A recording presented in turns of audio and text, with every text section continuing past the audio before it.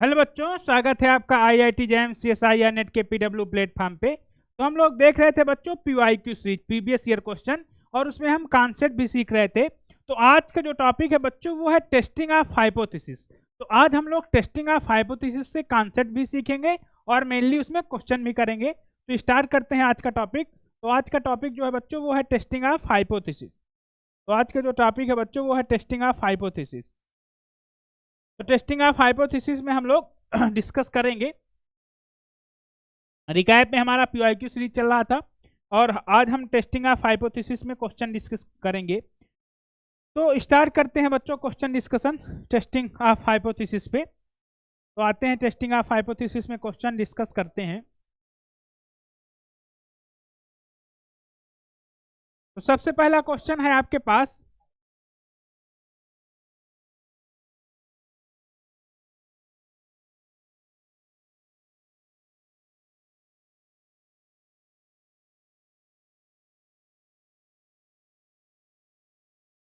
जैसे ये क्वेश्चन है हमारे पास, कह रहा है कि let x1 x2 x3 x4 be a random sample of size 2 from a Bernoulli distribution with the parameter theta, consider the null hypothesis and against the alternative hypothesis। आपके पास नल दिया है और अल्टरनेटिव दिया रहेगा और टेस्ट स्टैटिस्टिक दिया रहेगा, मतलब critical region. Suppose H naught is rejected, ये दिया रहेगा। रिजेक्टेड ये दिखा है ना, रिजेक्टेड ये गिवन रहेगा। और इसके बाद कह रहा है if alpha is the probability of type 1 error of the test and gamma theta is the power function of the test, then which of the value of 16 alpha plus 7 gamma half.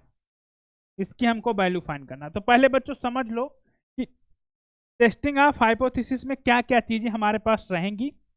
देखो, तो testing of hypothesis की अगर मैं बात करता हूं,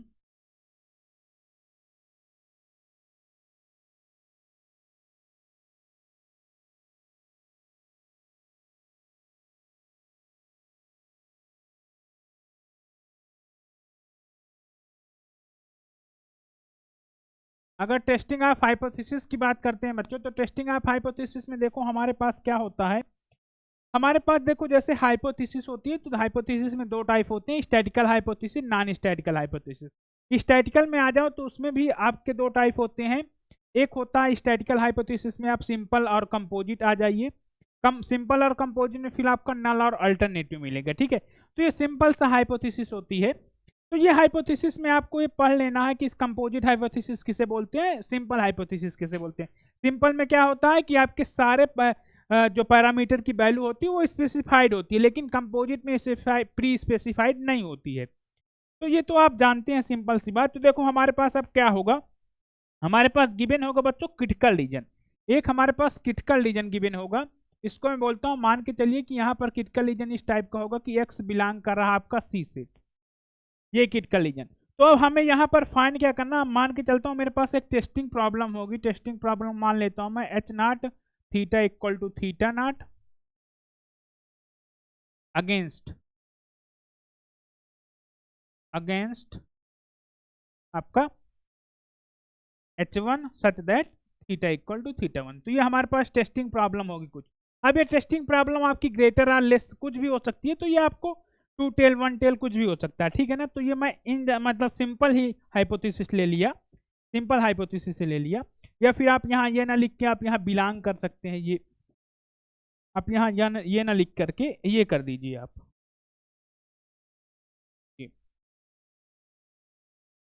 ये, और यहाँ पर आप कर लीजिए। तो अब इसमें आपका कई हाइपोथेसिस आ सकता है, ठीक है। तो ऐसा सिंपल दिया होगा। अब देखो बच्चों, हमको फाइंड क्या करना होगा, हमको डिफाइन करना होगा type one error, type one error, type one error, type one error, type two error,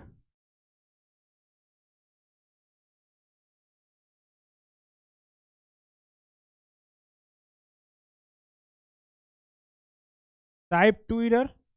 तो पहले मैं बात कर लेता हूं टाइप वन एरर की। तो टाइप वन एरर क्या होती है बच्चों, प्रोबेबिलिटी होती है ये reject H naught, reject H naught, reject H naught when H naught is true, when H naught is true. H naught is true. तो ये आपका टाइप 1 एरर होता है। अब अगर मैं बात कर लेता हूँ बच्चों टाइप 2 एरर की, अगर मैं बात कर लेता हूँ टाइप 2 एरर की, टाइप 2 एरर, तो ये होता है बच्चों probability of do not reject H not, do not reject H naught when H1 is true, H1 is true, ठीक है, व्हेन H1 is true। अब अगर मैं बात कर लेता हूं बच्चों, अब हमारे पास आता है तीसरा जो कि इंपॉर्टेंट है, इंपॉर्टेंट ये तीनों है, पावर आता है, पावर। तो पावर का डिफिनीशन अगर मैं बात करूं पावर की, तो पावर की डिफिनीशन होती है बच्चों probability of reject H naught, reject H naught, reject H naught when H1 is true, H1 is true, H1 is true। तो इतनी बात आप सबको क्लियर हुई होगी। ये तीन बहुत इंपॉर्टेंट है। प्रोबेबिलिटी ऑफ टाइप 1 एरर क्या होती है, reject H naught when H naught is true. Type 2 error reject H naught नहीं, do not reject H naught, मतलब एक्सेप्ट एच नॉट भी कुछ लोग इसे बोलते हैं, do not reject H naught when H1 is true. और पावर जो होती है वो इसका कॉम्प्लीमेंट होती है इस प्रोबेबिलिटी का, किसका, टाइप 2 एरर का। तो टाइप 2 एरर और पावर मिलके 1 हो जाएंगे, ठीक है, क्योंकि ये कॉम्प्लीमेंट है।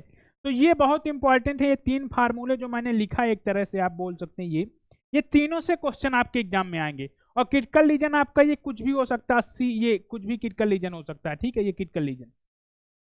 अब बच्चों बात करते हैं हम क्वेश्चन पे। जैसे आप क्वेश्चन देखें तो यहाँ पर देख रहे होंगे कि टेस्टिंग प्रॉब्लम हमारे पास गिवन है। अगर मैं टेस्टिंग प्रॉब्लम यहाँ लिखूँ तो एच नॉट क्या है, थीटा इक्वल टू हाफ है, और अगेंस्ट या वर्सेज, ठीक है, अगेंस्ट या वर्सेज बोलो। अल्टरनेटिव मेरे पास H1 थीटा ग्रेटर 1/4 है, यहाँ 1/2 नहीं 1/4 है, ठीक है। तो बच्चों यहाँ पर याद रखना, हमेशा टेस्टिंग प्रॉब्लम में हमेशा क्या होता है, एक्चुअली में हम यहाँ निकालते प्रोबेबिलिटी है बच्चों, इसलिए हमारा डिस्ट्रीब्यूशन यहाँ काम आते हैं, यहाँ डिस्ट्रीब्यूशन ज़्यादा काम आते हैं। तो ये अब वो बोल रहा है कि अल्फा अगर टाइप 1 एरर है, अल्फा देखो ये नोटेशन कोई फिक्स नहीं रहता, वो नोटेशन अलग अलग यूज कर देता है। तो आप वहाँ नोटेशन पढ़ के जाइएगा, मतलब वहाँ पढ़ लीजिएगा कि अल्फा है क्या, अल्फा टाइप 1 एरर है, ठीक है, अल्फा आपका टाइप 1 एरर है। और कह रहा टेस्ट, आप टेस्ट मतलब कोई टेस्ट है इस टेस्ट का एंड इस टेस्टिंग प्रॉब्लम का, एंड कह रहा है gamma theta is power, gamma theta आपका पावर फंक्शन है, ठीक है, पावर फंक्शन हो गया। अब आपका कह रहा है क्रिटिकल रीजन, तो देखो ये क्रिटिकल रीजन, ये पहले क्या क्या आपको नोट कर लेना है, आपको टेस्टिंग नोट कर लेना हो, क्रिटिकल रीजन। तो अब आप क्रिटिकल रीजन नोट कर लीजिए। क्रिटिकल रीजन आपके पास क्या गिवन है, x1 plus x2 plus x3 plus x4 greater two, ये आपके पास क्रिटिकल रीजन गिवन है। अब बच्चों क्या करना है, तो ये दोनों चीजें पहले लिख लो, दोनों चीजें लिख लो, ये दोनों चीजें आप लिख लो, ठीक है ना। जैसे आप दोनों चीजें लिखोगे तो यहाँ पर आप टेस्टिंग प्रॉब्लम लिखेंगे, एच नॉट आपकी है थीटा इक्वल टू 1/4, और इसके बाद आपका H1 जो है वर्सेज या अगेंस्ट लिखिए, जो भी लिखना है आपको। H1 जो है ये है आपका थीटा ग्रेटर 1/4, थीटा ग्रेटर 1/4, ठीक है ना, थीटा ग्रेटर 1/4, ठीक है। अब अगर मैं बात करूं बच्चों तो यहाँ पर आपका क्रिटिकल रीजन क्या गिवन है, क्रिटिकल रीजन क्या गिवन है, ये गिवन है x1 plus x2 plus x3 plus x4 greater two. अब अगर मैं आपसे बोलूं, आपसे पूछूं हमको फाइंड करना टाइप 1 एरर और पावर, तो पहले लिख लो बच्चों टाइप 1 एरर। टाइप 1 एरर आपका क्या होगा, टाइप 1 एरर, तो टाइप 1 एरर की अभी मैंने डिफिनीशन क्या बताया, टाइप 1 एरर की अगर डिफिनीशन की मैं बात करूं तो मैंने क्या बताया, probability of reject H naught, reject H naught when H naught is true, reject H naught when H naught is true, H naught is true, ये पावर फंक्शन, ये टाइप 1 एरर की हमने डिफिनीशन बताया आपको पीछे, आपको हमने डिफिनीशन बता दिया पावर फंक्शन की। अब क्या करना है बच्चों, अब यहाँ रिजेक्शन रीजन है क्या आपका, ये आपका रिजेक्शन रीजन होता है, क्रिटिकल रीजन ये रिजेक्ट एच नॉट होता है, ठीक है, इसी को हम लोग रिजेक्शन रीजन बोलते हैं। क्या बोलते हैं बच्चों, यही हमारा होता है रिजेक्शन रीजन। क्या होता है, रिजेक्शन रीजन, क्रिटिकल रीजन को ही हम लोग रिजेक्शन रीजन भी बोलते हैं, इसीलिए वहां लिखा रहता है रिजेक्ट एच नॉट ना, रिजेक्शन रीजन भी बोलते हैं इसको। इतनी बात क्लियर? तो यहां आप रिजेक्ट एच नॉट की जगह ये लिखेंगे, तो प्रोबेबिलिटी आपका क्रिटिकल रीजन क्या है, x1 plus x2 plus x3 plus x4। अब आपका एच नॉट इज टू, तो एच नॉट में क्या है, एच नॉट में आप यहां देखेंगे, अगर आप यहां थोड़ा सा देखिए तो आपको दिखेगा कि थीटा इक्वल टू 1/4 है एच नॉट पे, तो यहां लिख देंगे आप थीटा इक्वल टू 1/4। अब बच्चों आपके पास कुछ इंफॉर्मेशन और दी होगी, कह रहा है कि लेट x1 x2 x3 भी रैंडम सैंपल ऑफ बर्नौली, तो ये भी आपको इसी समय नोट डाउन कर लेना, हमने नहीं किया था, तो आप लिख लीजिए xi जो है ये IID है, कैसे हैं, IID है, बर्नौली थीटा है, Bernoulli theta, Bernoulli theta, Bernoulli theta, ठीक है, बर्नौली थीटा। तो आगे लिख लीजिए यहाँ, तो यहाँ पर आप ये भी आपके पास इंफॉर्मेशन गिवन है कि xi जो है ये IID है, कैसे हैं IID, और ये है क्या, बर्नौली थीटा। तो अगर मैं अब आपसे बात करूं बच्चों, तो अगर xi बर्नौली थीटा है, तो आप ये सब जानते हैं कि अगर मैं समेसन ले लूं, समेसन xi कर दूं i इक्वल टू 1 to 4 कर दूं, क्योंकि हमारे पास 4 ही सैंपल है, तो ये क्या फॉलो कर जाएगा, आप जानते हैं ये बाइनोमियल 4 कामा थीटा फॉलो कर जाएगा, ठीक है, बाइनोमियल 4 कामा थीटा। तो इतनी बात क्लियर हो गई होगी, बाइनोमियल 4 कामा थीटा ये फॉलो कर जाएगा। अगर नहीं पता तो आप ये रिजल्ट पढ़िए जाके, अगर आपको ये नहीं पता है तो बच्चों यहाँ पर आपका ग्रेटर 2 मिस कर गए थे हम, तो ये ग्रेटर 2 कर दीजिए, ठीक है। अब बच्चों यहाँ पर अंडर एच नॉट, मतलब अंडर अगर हम नल हाइपोथेसिस की बात करें तो हमारा थीटा क्या है 1/4, तो अगर मैं यहाँ देखूँ तो मेरा अगर थीटा 1/4 हो जाए अंडर एच नॉट मेरा थीटा 1/4 है, जब मैं एच नॉट की बात कर रहा हूँ तो थीटा 1/4 है, तो आपका समेसन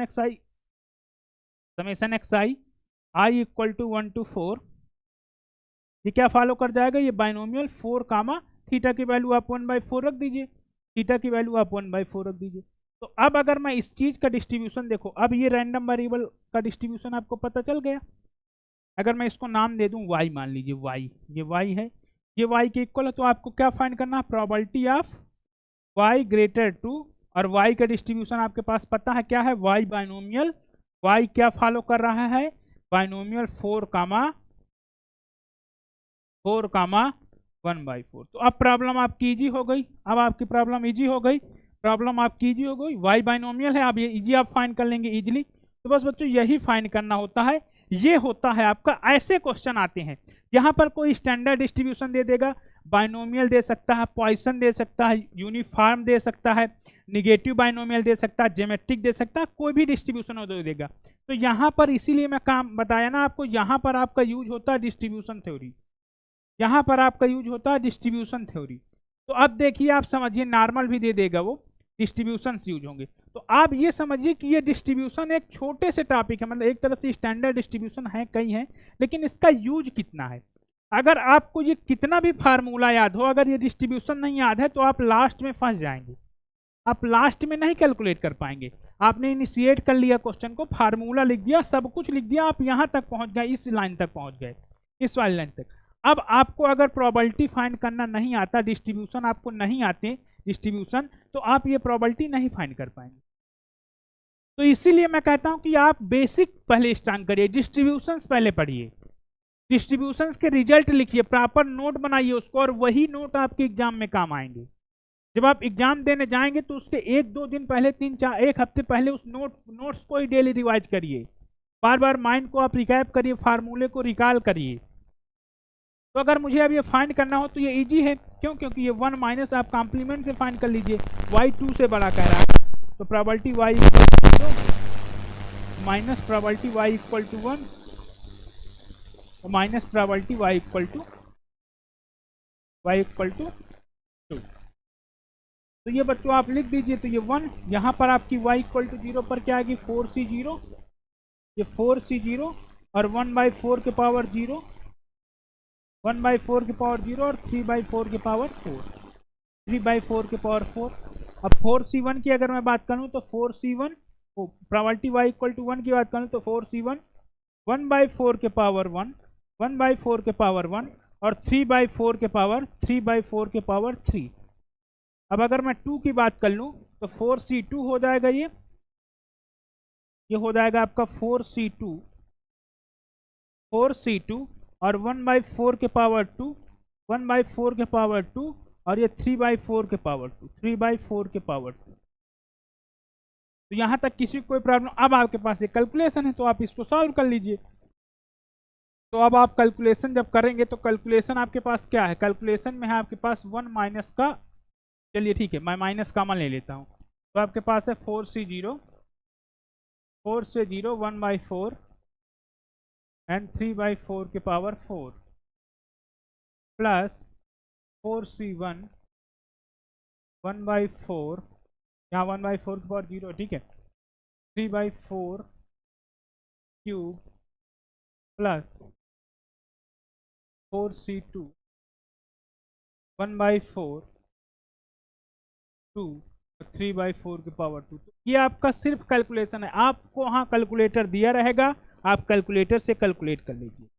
तो अब आप यहाँ अगर सिंप्लीफाई और करना चाहते हैं तो 1 माइनस 4c0 इसकी वैल्यू 1, तो 3 के पावर 4 अपान 4 के पावर 4 पहला टर्म। दूसरा टर्म आपका बच्चों आएगा अपान 4, दूसरा टर्म आपका आएगा 4 इंटू 1/4, तो 4 इंटू 1/4 आपका कैंसिल हो जाएगा, तो ये 3 के पावर 3 डिवाइड बाई 4 के पावर 3।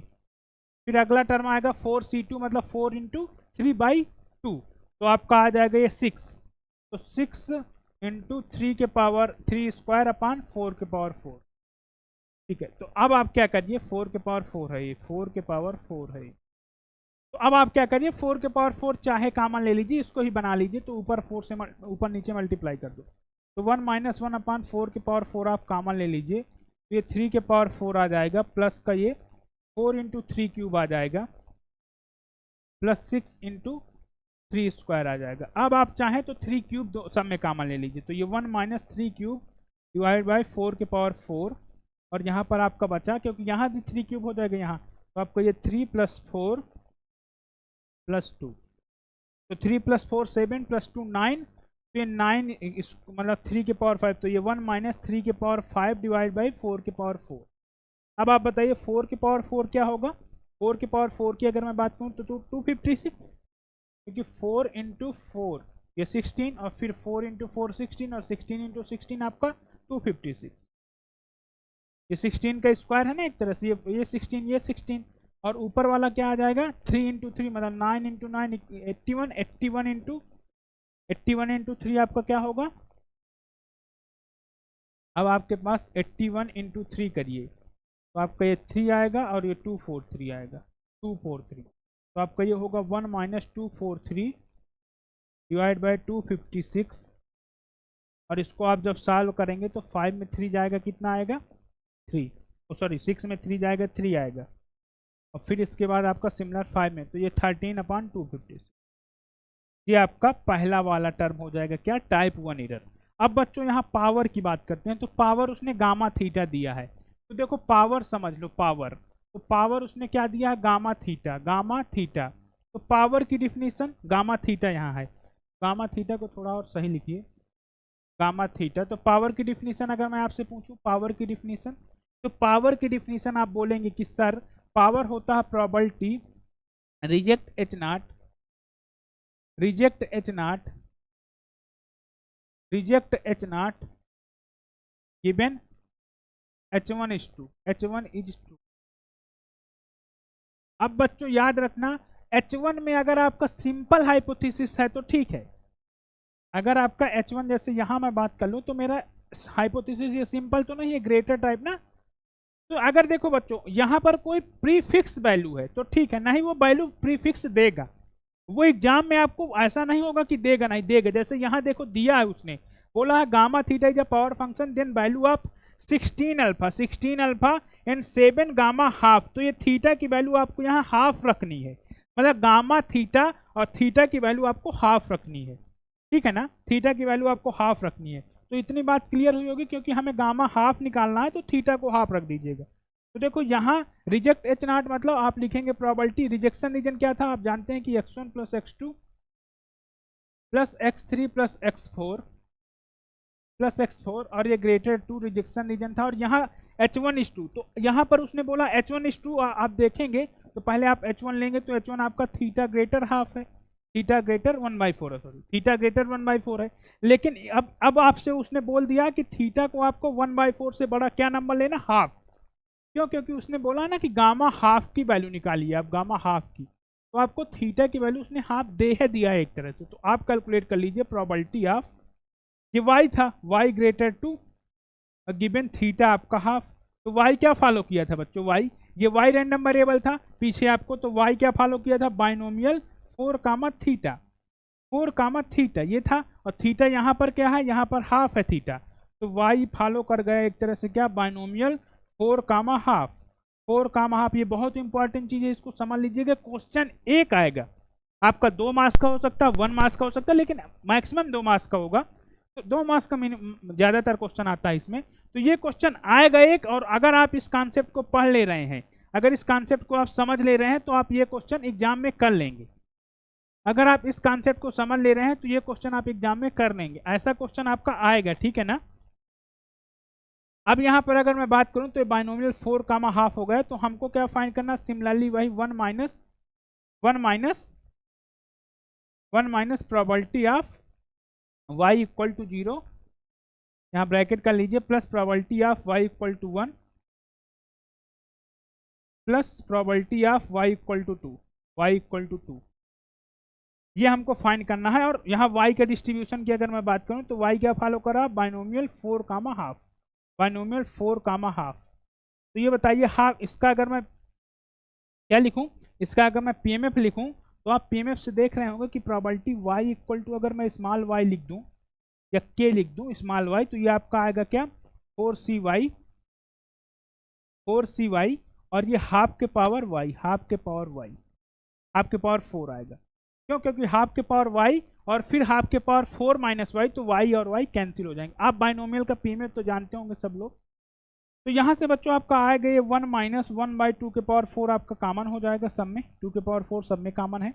और यहाँ पर प्रोबेबिलिटी y इक्वल टू 0, तो आपका क्या आ जाएगा, 4c0 मतलब ये 1 आएगा, प्लस का y इक्वल टू 1 मतलब 4 आएगा, और ये प्लस का 6 आएगा। तो अब बताइए मुझे 4 + 6 10 हो गया, प्लस 11, तो ये 1 माइनस 11/16,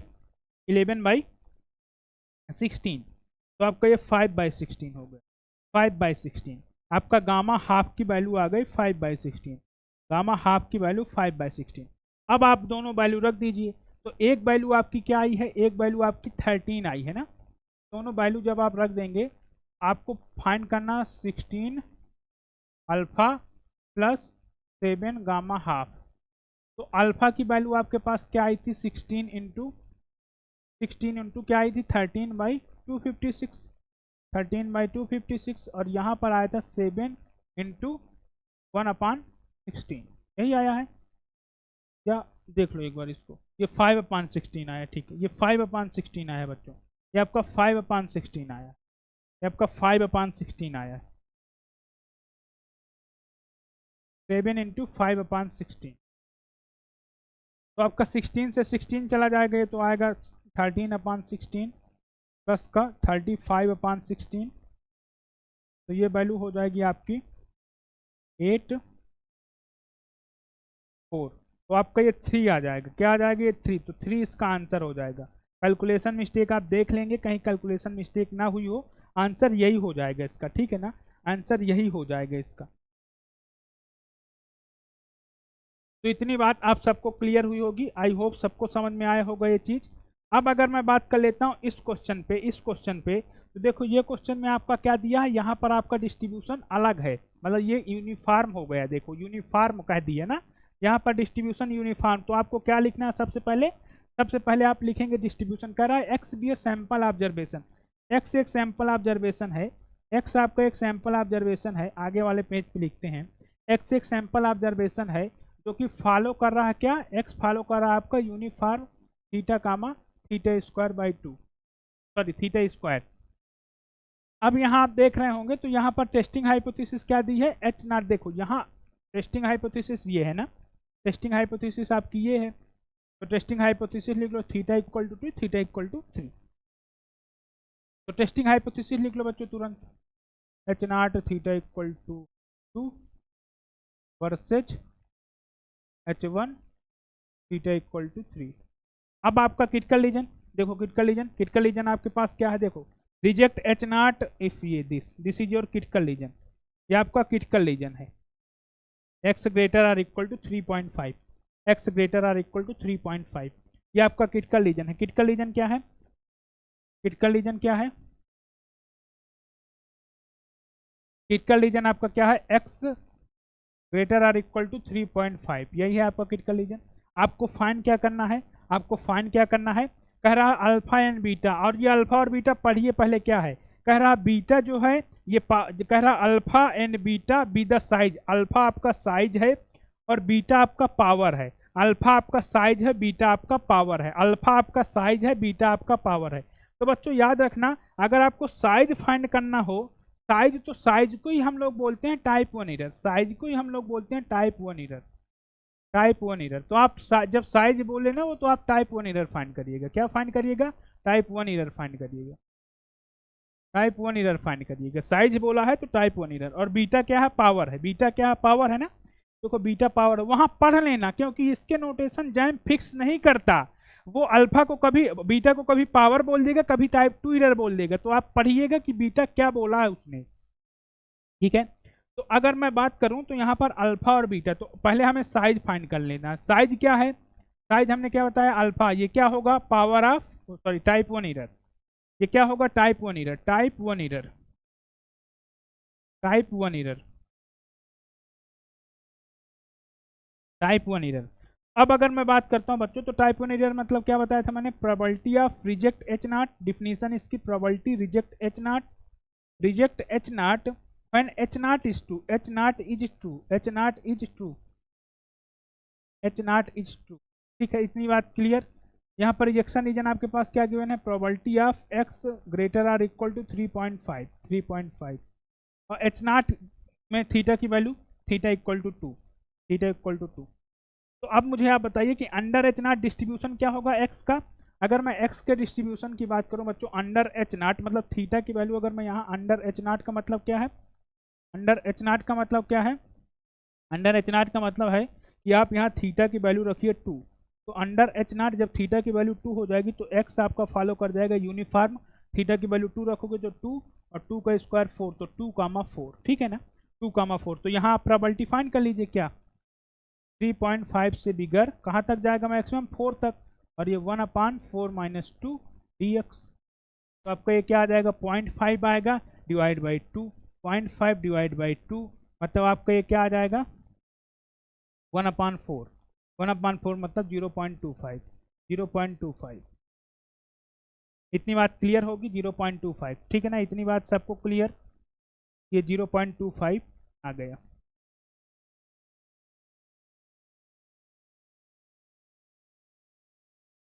ये 0.25, ठीक है ना, 0.2, इतनी बात सबको क्लियर। इसके बाद अब बच्चों आप हमको फाइंड करना है बीटा, बीटा क्या है, पढ़ो एक बार और, कह रहा बीटा, ये बीटा क्या है, पावर है रिस्पेक्टिवली, मतलब पहला अल्फा साइज है, बीटा पावर है, ठीक है ना, तो इतनी बात आप सबको क्लियर हुई होगी, ठीक है।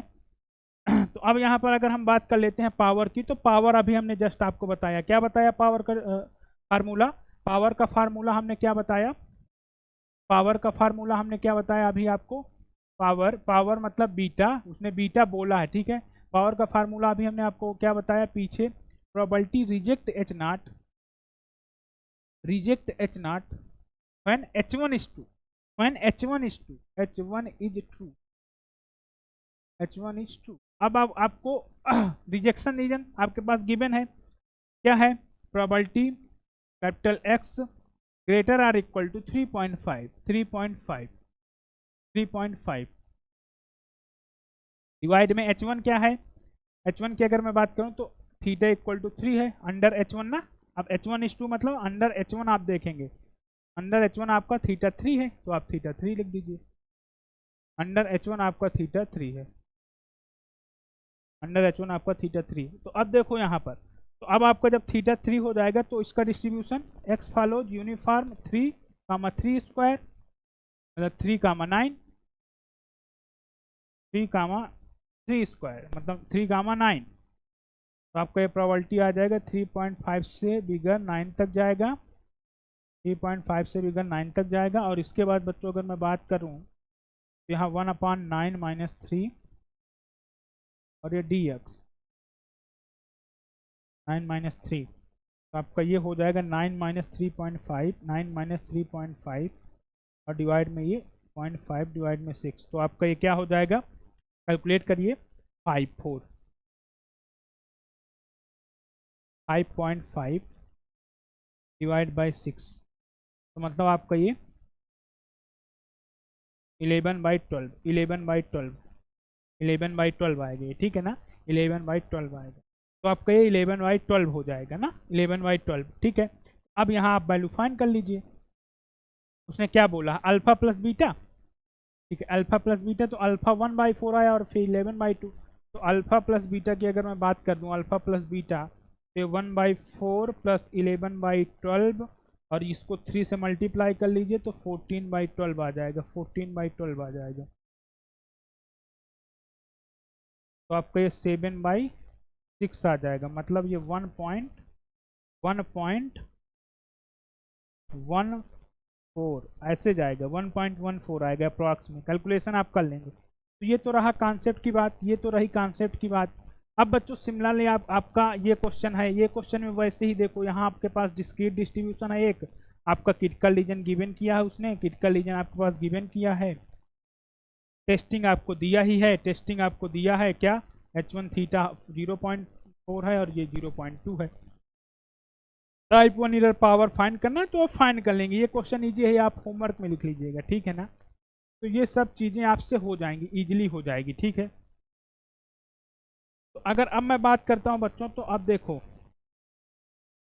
मैं एक क्वेश्चन देख रहा हूँ जहाँ टाइप 2 एरर, जैसे ये क्वेश्चन है, यहाँ पर आपसे टाइप 2 एरर पूछा है ना, टाइप 2 एरर। अब यहाँ पर आपसे टाइप 2 एरर पूछा, लेकिन इस क्वेश्चन में पहले आपको के निकालना होगा, फिर टाइप 2 एरर निकालना होगा। तो देखो ये क्वेश्चन पकड़ लो, कह रहा है let x1 x2 x25 be a random sample from normal mu comma sigma, normal mu comma sigma where mu belong to real number is unknown, consider testing of hypothesis under h0। तो आपको देखो पहले आपको distribution लिख लेना सबका। तो आपके पास कितने आ गए, इस वाले पेज पे आ जाए अगर हम, तो सबसे पहले अगर आप लिखेंगे तो आपको कह रहा है x1 हो गया, x2 हो गया, और आपके पास x25 मतलब 25 साइज का रैंडम सैंपल है, 25 साइज का रैंडम सैंपल है। और वो क्या फॉलो कर रहा है, ये फॉलो कर रहा है आपका नॉर्मल म्यू कामा 1, ठीक है। अब बच्चों आपके पास टेस्टिंग दी होगी, टेस्टिंग प्रॉब्लम है h1 म्यू इक्वल टू 5, देखो ये टेस्टिंग प्रॉब्लम दिया है आपके पास, ये आपके पास टेस्टिंग प्रॉब्लम है, ये क्वेश्चन का फ्रेम ऐसे ही होते हैं। अब टेस्टिंग प्रॉब्लम 5.2 5.6, ठीक है। अब टेस्टिंग प्रॉब्लम लिख लेते हैं, टेस्टिंग प्रॉब्लम अगर हम लिख लेते हैं यहाँ पर, टेस्टिंग प्रॉब्लम क्या है, h0 में म्यू इक्वल टू 5.2 है, और वर्सेज या अगेंस्ट, वहाँ अगेंस्ट ही लिखा होगा, वर्सेज मैं जनरली मतलब वर्सेज मैं थोड़ा चार्ट के लिए यूज करता हूँ, लेकिन वर्सेज भी सही है, ठीक है। 5.2 वर्सेज आपका h1 क्या है, थीटा इक्वल टू, सॉरी यहाँ थीटा नहीं है, म्यू है, म्यू इक्वल टू 5.6। तो ये बच्चों आपका क्या हो गया, ये आपका टेस्टिंग प्रॉब्लम हो गया। अब क्रिटिकल रीजन दिया होगा, क्रिटिकल रीजन क्या है, समेसन 1/25 समेसन एक्स है, मतलब एक्स बार एक तरह से ग्रेटर के है, एक्स बार ना, तो एक्स बार लिख लो, या फिर 1 जो लिखना है आप लिख लीजिए, आप यही लिखिए क्योंकि कंफ्यूज हो जाएंगे आप। आई इक्वल टू 1 to 25 और यहाँ एक्स आई ग्रेटर के, मतलब एक्स बार, अब मैं लिखूंगा एक्स बार तो आप कोई प्रॉब्लम नहीं, मतलब एक्स बार, मतलब यहाँ से आप लिख सकते हैं इक्विवेलेंट, ये है आपका इक्विवेलेंट एक्स बार ग्रेटर के, तो कोई प्रॉब्लम, ये आपका क्या है, क्रिटिकल रीजन।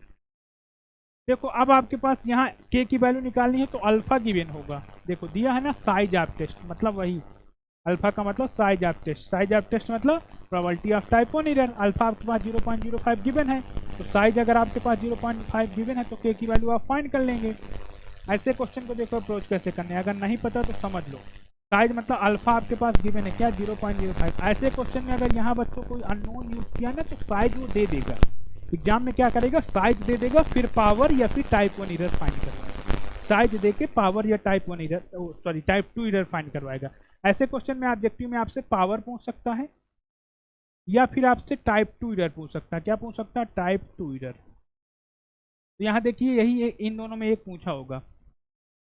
अब यहाँ पर के की पहले आप वैल्यू फाइंड करिए, तभी ना आप टाइप 2 एरर फाइंड कर पाएंगे या पावर फाइंड कर पाएंगे, क्योंकि वहाँ क्रिटिकल रीजन का यूज होता है। तो के की वैल्यू फाइंड करने के लिए अल्फा क्या है? साइज की डिफिनीशन क्या होती है? साइज होती है probability equal to reject H naught. Size type 1 error होती है, तो reject H naught given H naught is true, H naught is true, H naught is true, और ये इक्वल होगा किसके? 0.05 के। अब बच्चों आपके पास क्या है? आपके पास गिवन है एच नॉट कब ट्रू है? जब आपका एक्स बार ग्रेटर के होगा। तो probability of x bar greater के, एक्स बार ग्रेटर के। अब एच नॉट इज ट्रू मतलब थीटा क्या है आपका? 5.2, सॉरी म्यू क्या है आपका? 5.2। एच नॉट में ना, एच नॉट में आप देखिए म्यू की वैल्यू एच नॉट पे, तो एच नॉट पे म्यू की वैल्यू 5.2 इक्वल टू 0.5। अब देखिए यहाँ पर भी डिस्ट्रीब्यूशन, आपको प्रॉपर्टी कैलकुलेट करना मतलब डिस्ट्रीब्यूशन आ जाना। तो अब नॉर्मल की अगर ये प्रॉपर्टी आपको नहीं पता तो आप नहीं कर पाएंगे क्वेश्चन। जैसे अगर मैं अब आपसे बात करूं, अगर एक्स आई आपका सारे एक्स आई 5 मतलब 25 तक, 1 से लेकर 25 तक, यहाँ पर अगर मैं 60 में लिख दूं तो देखना मैं क्या कहना चाह रहा हूँ कि आपके एक्स आई क्या है? Normal mu comma sigma, sorry normal mu कामा 1 है, आई आई डी है सारे म्यू कामा 1, और ये कैसे हैं? ये आई आई डी है, आई आई डी है। इतनी बात क्लियर? अब अगर मैं आपसे पूछूं तो summation X i i equal to 1 to i equal to 1 to 25, ये क्या फॉलो करेगा? ये फॉलो कर जाएगा आपका नॉर्मल 25 म्यू, 25 म्यू कामा कामा 25 कामा 25। तो ये आपका, अब मैं यहाँ 1/25 कर दूँ, डिवाइड मल्टीप्लाई कर दूँ 1/25 से, 25 से डिवाइड कर दूँ, तो 1/25 एक्स आई, ये क्या फॉलो कर जाएगा? नॉर्मल म्यू कामा 1/20। ठीक है, आप ये जानते भी होंगे कि एक्स बार का मीन जो होता है वो सेम होता है जो आपका x1 का होगा, लेकिन variance sigma square upon n होता है, n जितना भी हो। ये तो आप जानते होंगे ना कि एक्स बार हमेशा नॉर्मल के केस में इन जनरल फॉलो करता है mu comma sigma square by n। अगर आप नहीं जानते तो ये लिख लीजिएगा, ये रिजल्ट एक तरह से। तो ठीक है बच्चों, अब यहाँ पर आप एक्स बार आपका नॉर्मल है। अब आप क्या करिए, म्यू की वैल्यू आपके पास 5.2 की है, तो म्यू की वैल्यू आप लिख देंगे जब यहाँ, तो आप यहाँ पर आपके पास क्या आ गया कि एक्स बार आपका क्या फॉलो कर गया? नॉर्मल। म्यू की वैल्यू आपके पास 5.2 है और सिग्मा आपके पास 1 है, तो 1/20। इतनी बात भी आप सबको क्लियर? अब हमें फाइंड करना है के की वैल्यू। तो देखो अब इसको कन्वर्ट करेंगे स्टैंडर्ड नॉर्मल, अब इसको कन्वर्ट करेंगे स्टैंडर्ड नॉर्मल। तो देखो समझो, अब यहाँ पर भी प्रोबेबिलिटी का ही यूज है, इसीलिए जब आपको नॉर्मल डिस्ट्रीब्यूशन पढ़ाया गया होगा तो वहाँ बताया गया होगा कि ये चीज़ें आप सीखिए, क्योंकि ये चीज़ें आगे भी यूज होनी है, तो इनसे अवॉइड नहीं हो सकते, आप इनको छोड़ नहीं सकते, क्योंकि अगर इनको छोड़ेंगे तो क्वेश्चन आप कितने फार्मूले कर लीजिए आप कहीं ना कहीं फंस जाएंगे। तो अब यहाँ पर आपका इक्वल टू क्या है? 0.05, और यहाँ पर एक्स बार का अगर मैं डिस्ट्रीब्यूशन की बात करूँ तो एक्स बार के डिस्ट्रीब्यूशन की अगर हम बात करते हैं तो एक्स बार आपका क्या फॉलो कर रहा है? नॉर्मल 5.2 कामा 1/25। तो बताइए मुझे स्टैंडर्ड नॉर्मल अगर मुझे बनाना है इसको, तो मैं क्या करूँगा? इसके मीन से माइनस करूँगा, इसके वेरिएंस के अंडर रूट से डिवाइड करूँगा, तो probability of x bar minus का 5.2 डिवाइड बाई अंडर रूट 1/25। इतनी बात क्लियर? और यहाँ पर अगर बात करूँ तो के माइनस 5.2 डिवाइड बाई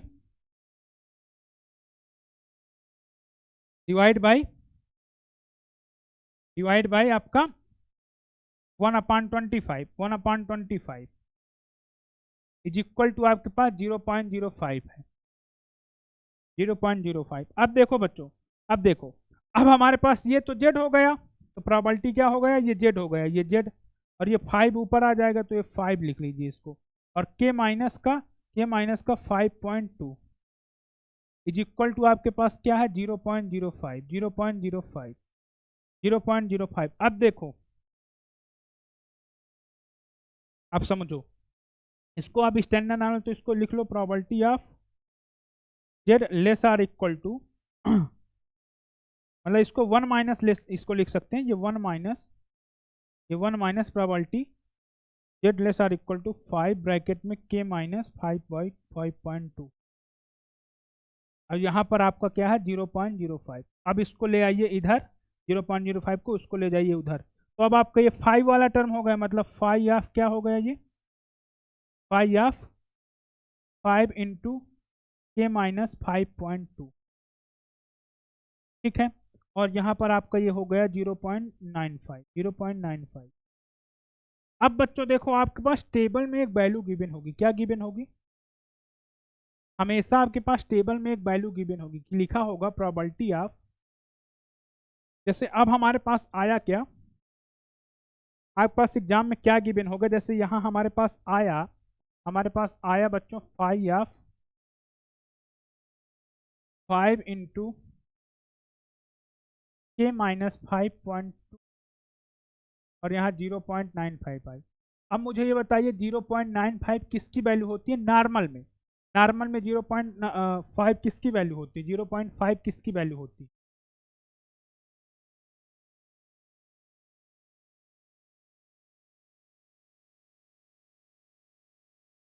तो ये वैल्यू आपके पास एग्जाम में गिवन होगी बच्चों, ये टेबल में गिवन होगा वैल्यू कि ये किसकी वैल्यू है, तो वहां से कंपेरिजन करके आप यहाँ से इस वैल्यू को नॉर्मल के, जैसे मैं अगर बात कर लूँ तो 5 ऑफ 1.96 इसकी वैल्यू की अगर मैं बात कर लूँ तो ये 0.975 होता, 975 होता, 975 होता, 9 पॉइंट। और अगर मैं सिमिलरली बात कर लूँ बच्चों 5 ऑफ 1.64 की, तो ये बच्चों आपका होता है क्या, ये आपका 0.90 के अप्रॉक्स होता है ना, 0.90 के अप्रॉक्स।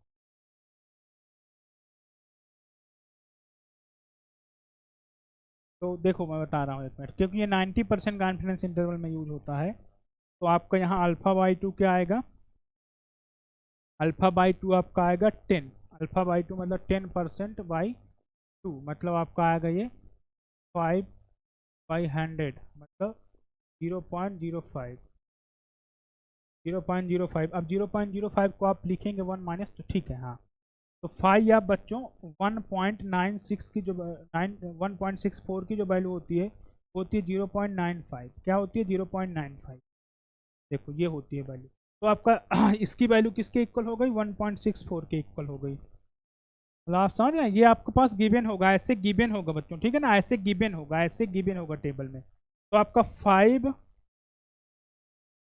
के माइनस 5.2 ये आपका किसके इक्वल हो गया 1.64 के, तो 5 को आप इधर ले आइए, तो यहाँ से के आपका क्या आ जाएगा 5 के कर लीजिए, ठीक है, इसको इधर ले आइए 1.64 प्लस 26 हो जाएगा बच्चों, ये 26, 5.2 में हमने 5 का मल्टीप्लाई कर दिया एक बार कर लो और आप लोग, 5 2 जा 10 और 5 5 जा 25, 25 या 26, तो 26 हो गया ये।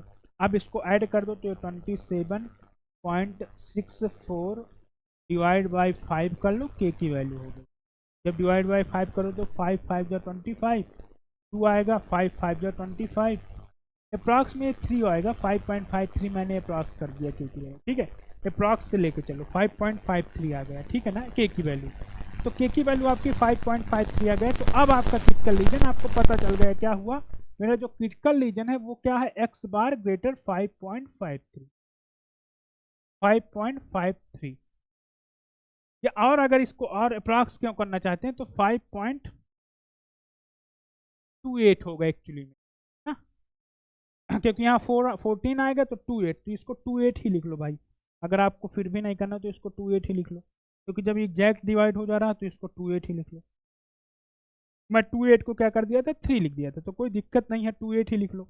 अब आपको चाहिए क्या टाइप 2 एरर, चाहिए क्या बच्चों आपको टाइप 2 एरर, आपको चाहिए क्या टाइप 2 एरर, आपको चाहिए type 2 error,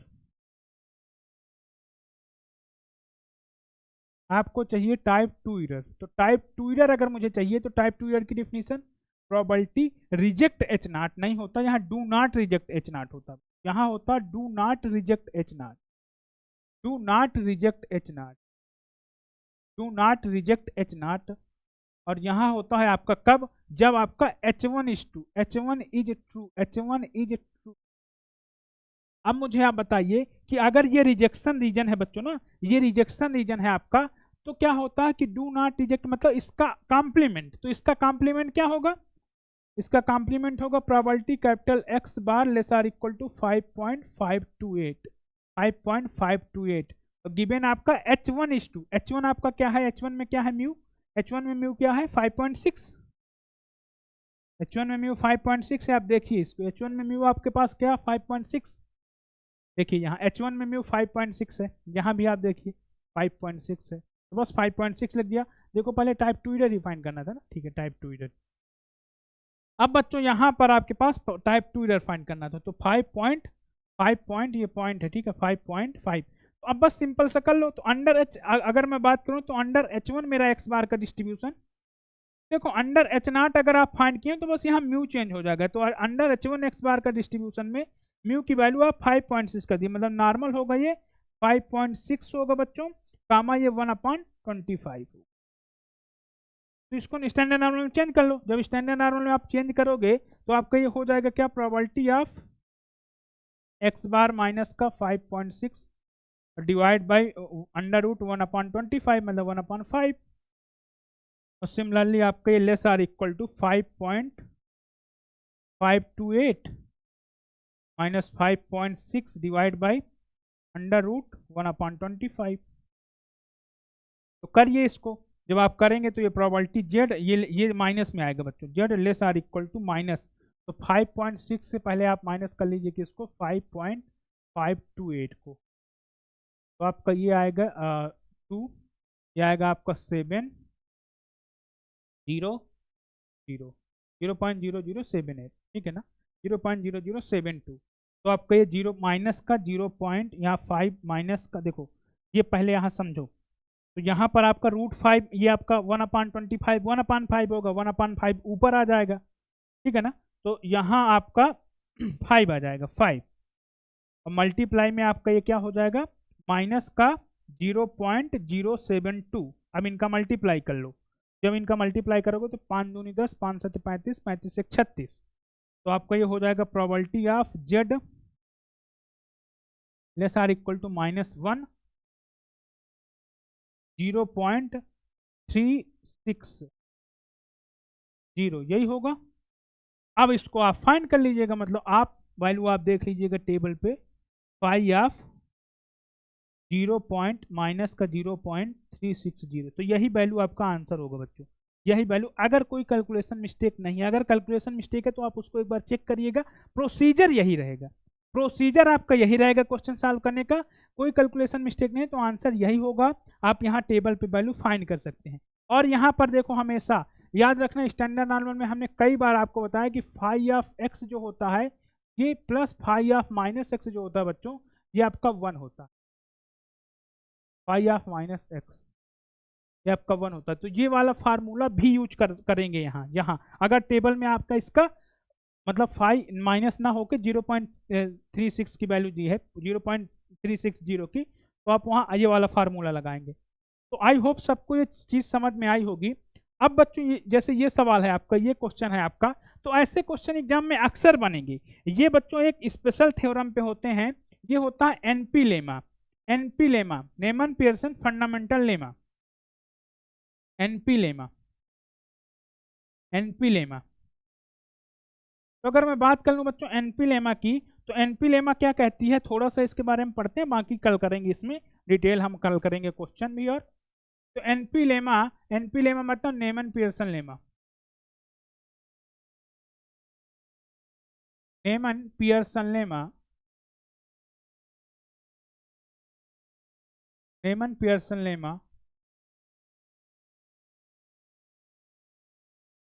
Neyman Pearson lemma, Neyman Pearson fundamental theorem या एनपी लेमा क्या बोलती है बच्चों, कि अगर हमारे पास सिंपल अगेंस्ट सिंपल हाइपोथेसिस है, मतलब आपका थीटा जो है यह है H naught theta equal to theta naught है, और अगेंस्ट या वर्सेज में बोल दूं H1 आपका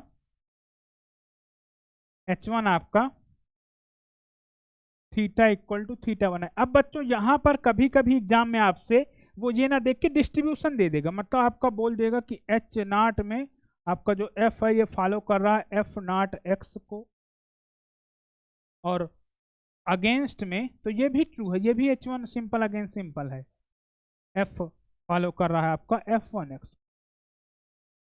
ऐसे दे देगा वो। तो आप कंफ्यूज नहीं होना, ये दोनों में एनपी लेमल लगेगी। तो यहाँ पर बच्चों हम लोग क्रिटिकल रीजन निकालते हैं। क्या निकालते हैं? क्रिटिकल रीजन निकालते हैं। तो क्रिटिकल रीजन कैसे होता है? लाइक्लीहुड, आप सब जानते हैं लाइक्लीहुड रेशियो लिखना, लाइक्लीहुड लिखना, लाइक्लीहुड। तो यहाँ पर होता है बच्चों likelihood L not upon L1, ये होता है आपका लेस आर इक्वल टू के। एल नॉट अपान L1 ये होता है आपका लेस आर इक्वल टू के।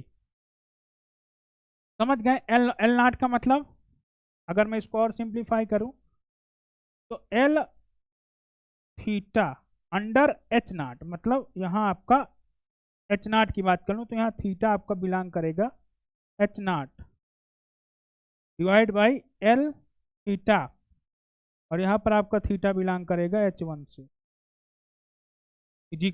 ये आपका लेस आर इक्वल टू के होगा, ये आपका लेस आर इक्वल टू के। या फिर आप इसको ऐसे भी लिख सकते हैं बच्चों L1 अपान एल नॉट, कहीं कहीं आपको ऐसा भी मिलेगा L1 अपान एल नॉट ये ग्रेटर आर इक्वल टू। तो आपको जैसा करना हो वैसा करिए, ये दोनों इक्विवेलेंट होते हैं, ठीक है ना। आपने उल्टा कर दिया और ये के, अब ये के ना हो के तो कांस्टेंट में कोई इफेक्ट नहीं पड़ता। तो आते हैं इस क्वेश्चन को करते हैं सॉल्व। देखो कह रहा है हमसे, कह रहा है कि x B a random variable having a probability density function आपके पास है एफ नॉट F1, और फॉर टेस्टिंग आपका देखिए एच नॉट एफ, यहाँ पर देखिए वैसा दिया है एफ नॉट को और यहाँ F1 को। आपका F1 यूनिफॉर्म 0-2 है और ये 0-1 है, ठीक है। देख लीजिए एक बार, कह रहा है कि the power of the most powerful test if size is this, size आपके पास गिवन है, पावर उसने पूछा है। तो देखो इसका पहले आप क्रिटिकल रीजन फाइंड कर लो। विदाउट क्रिटिकल रीजन ना तो साइज फाइंड कर सकते हो ना तो पावर फाइंड कर सकते हो। तो देखो हमारे पास गिवन क्या है, हमारे पास गिवन है कि एच नॉट में बच्चों थीटा जो है वो एफ है, जो ये इक्विवेलेंट है आपका एफ नॉट के।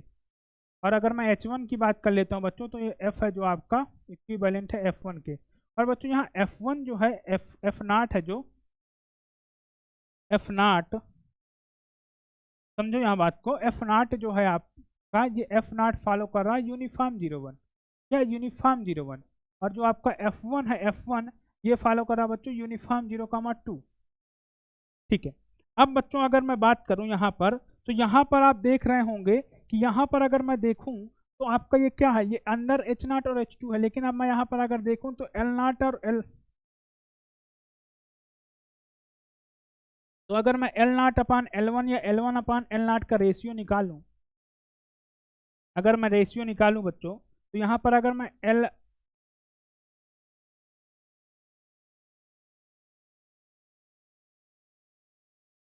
L1 अपान एल नॉट का रेशियो निकालूं तो देखो रेशियो क्या आएगा आपका, जब आपका यहाँ रेंज 0 से x से 1 होगा ना तभी आपका आएगा, क्योंकि 0 से x के बीच में ये आपका क्या होगा, ये 2 हो जाएगा, और ये आपका 0 से x के बीच में आपका ये 1 हो जाएगा। तो आपका ये 2/1 आ जाएगा, 2/1 आ जाएगा, ठीक है ना। और जब आपका 1 से x से 2 तो ये वाला डिफाइन ही नहीं होगा, क्यों? क्योंकि इसकी रेंज आपकी 0 से 1 है, तो ये आपका डिफाइन नहीं होगा, तो आपका इन्फिनिटिव हो जाएगा ना, इन्फिनिटिव। क्यों? क्योंकि ये 0 हो जाएगा नीचे वाला, और ये आपका, तो ये आपका 2/, क्योंकि इसकी वैल्यू तो 0 हो जाएगी, इसकी वैल्यू, तो आपका ये 1/0 आएगा। तो 1/0 मतलब डज नॉट डिफाइन, 1/0 मतलब डज नॉट डिफाइन, आपका इन्फिनिटी हो जाएगा, ऐसे हम कह रहे हैं, ठीक है ना। क्योंकि 0 से 1 के बीच में आप देखेंगे तो ये 0 से 1, यहाँ देखिए 0 से 1 की इसकी वैल्यू है, लेकिन इसकी भी वैल्यू 0 से 1 में 1/2 है। अच्छा 0 से 1 में 1/2 है ना, एक मिनट, 0 से 1 में ये 1/2 है, 0 से 1 में 1/2 है, तो ये आपका 1/2 डिवाइड बाई 1, तो आपका ये 0.5, और यहाँ पर ये होगा तो इन्फिनिटी, लेकिन समझो यहाँ ये होगा आपका 1/2 divide by infinity, sorry divide by 0, 1/2 से डिवाइड बाई 0। तो बच्चों यहाँ देख रहे होंगे कि आपका ये वैल्यू जो है इंक्रीज हो रहा है। यहाँ पर आप देखिए 0.5 आया, फिर इन्फिनिटी आया, तो यहाँ पर आप बोल सकते हैं कि ये इंक्रीजिंग टाइप का एक तरह से क्रिटिकल रीजन मिलेगा। मतलब यहाँ x जो होगा, x ये greater or equal to C type का होगा, इस टाइप का क्रिटिकल रीजन आपका मिलेगा, क्योंकि ये इंक्रीज कर रहा है, ठीक है ना, ये इंक्रीज कर रहा है, इसलिए greater or equal to C type का मिलेगा। तो यहाँ से क्रिटिकल रीजन आपको मिल गया। अल्फा आपके पास गिवन है, अल्फा क्या है 0.05 है, मतलब ये आपका टाइप 1 एरर है। तो प्रोबेबिलिटी ऑफ टाइप 1 एरर आप जानते हैं कि क्या, X greater or equal to C given आपका F naught, given F naught. अब मुझे बताइए, ये आपका सी से 1 जाएगा और इसकी वैल्यू 0.05 है। एक मिनट देखो, तो जब मैं सिंप्लीफाई करूंगा, देखो अल्फा की वैल्यू आपकी 0.05 है, उस प्रोबेबिलिटी को जब मैं सॉल्व करूंगा तो सी से 1, क्यों, क्योंकि एफ नॉट आपका यूनिफॉर्म 0 1 है, और यहाँ पर एक्स क्या फॉलो करेगा, यूनिफॉर्म 0 1 ना, यूनिफॉर्म 0 1। तो यूनिफॉर्म 0 1 जब फॉलो कर जाएगा तो यहाँ पर आप लिख देंगे डी एक्स और यहाँ 1,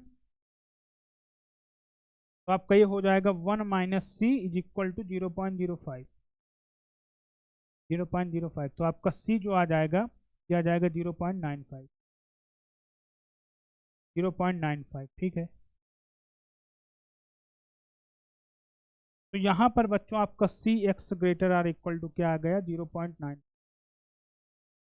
x greater or equal to क्या आ गया, 0.95। अब अगर मैं बात कर लूँ तो हमको क्या चाहिए, हमको चाहिए पावर। पावर का फार्मूला आप जानते हैं क्या होता है, पावर, पावर होता है probability of reject H naught, reject H naught given H1 H1 मतलब आपका पावर का फार्मूला की अगर मैं बात करूं तो प्रोबेबिलिटी x आपका greater or equal to 3.5, sorry 0.95 divide by F1, और F1 फॉलो क्या करा, यूनिफॉर्म 1, 2 ही है, या 2, 4 है, देख लो एक बार, 0, 2 है, ठीक है, यूनिफॉर्म 0, 2,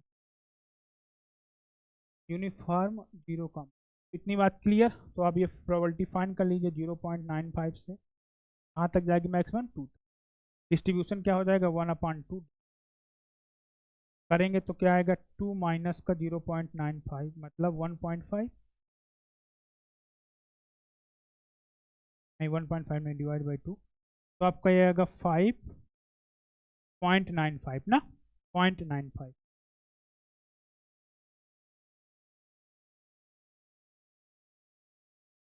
कर लीजिए एक बार ना,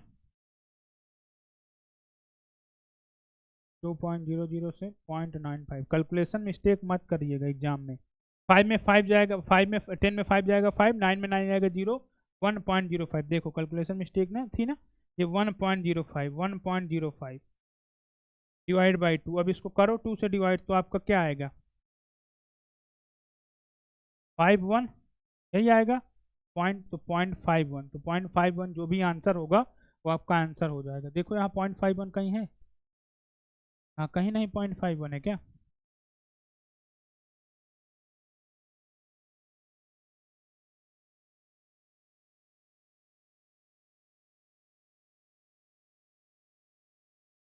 एक मिनट 0.525 होगा आंसर, क्योंकि हमने डिवाइड यहाँ गलत किया है। 2 से डिवाइड करोगे तो यहाँ पर आपका, इसको करो 2 से डिवाइड, जब 2 से डिवाइड करोगे आप तो देख रहे होंगे आप 5 आएगा पहला, फिर दूसरा 2 आएगा, फिर 5 आएगा, तो 0.525 होगा ना, तो ये आपका आंसर हो जाएगा क्या 0.525 आपका आंसर हो जाएगा। कौन सा, बी पार्ट, तो B part is your answer. तो बच्चों आज हमने नेट के भी क्वेश्चन बहुत देखे और आपका B part is your answer, हमने नेट के भी क्वेश्चन देखे और आपका एमसीक्यू क्वेश्चन भी देखा। तो देखो टेस्टिंग में कभी अगर टेस्टिंग में कभी आपका, समझो बात को, अगर कभी टेस्टिंग में आपका प्रॉब्लम आती है, मतलब क्या, टेस्टिंग प्रॉब्लम आती है कभी आपकी, तो हमेशा वहां पर या तो क्रिटिकल रीजन गिवन होगा तब पावर साइज पूछेगा, अगर नहीं गिवन है तो आपको सिंपल सा कौन सा लेमा लगाना है, एनपी लेमा। ये इंपॉर्टेंट है बच्चों, इसको पढ़िएगा, रिवाइज करिएगा, समझिएगा कैसे अप्लाई करते हैं। यहाँ से क्वेश्चन आएगा आपके एग्जाम में, इजी क्वेश्चन आएगा, अगर आप थोड़ा सा नहीं लापरवाही करेंगे क्वेश्चन गलत हो जाएगा, क्योंकि क्वेश्चन वो देंगे, ये टॉपिक ऐसे हैं कि यहाँ से ही क्वेश्चन एग्जाम में आते हैं, यहाँ से आ गए, पावर साइज निकालने को आ गए, बाकी आप एस्टिमेशन में हमने आपको बताया ही है। तो अब आते हैं बच्चों आपके होमवर्क में, तो हमने आपको होमवर्क तो पहले ही दे रखा है, होमवर्क हमने आपको पहले ही दे रखा है कि आपको ये कैलकुलेट करना है। होमवर्क हमने आपको पहले दे रखा कि आपको ये कैलकुलेट करना है, तो ये आप कैलकुलेट कर लेंगे। हिंट आज कुछ नहीं मिलेगा क्योंकि हमने आपको इसमें बहुत सारे क्वेश्चन कराए, तो सिमिलर क्वेश्चन है। यहाँ ये जैम 2018 का है, तो आंसर के लिए बच्चों आपका 2018 देख लीजिएगा, या फिर आंसर आपका 0.36, ये डी पार्ट इसका शायद आंसर है। डी पार्ट या ए पार्ट में एक आंसर है, डी पार्ट आंसर है शायद, देख लीजिएगा एक बार कंफर्म कर लीजिएगा 2018 में, ठीक है। तो ये आपका होमवर्क हो गया, ठीक है। तो यहाँ तक तो रही बात आपके होमवर्क की।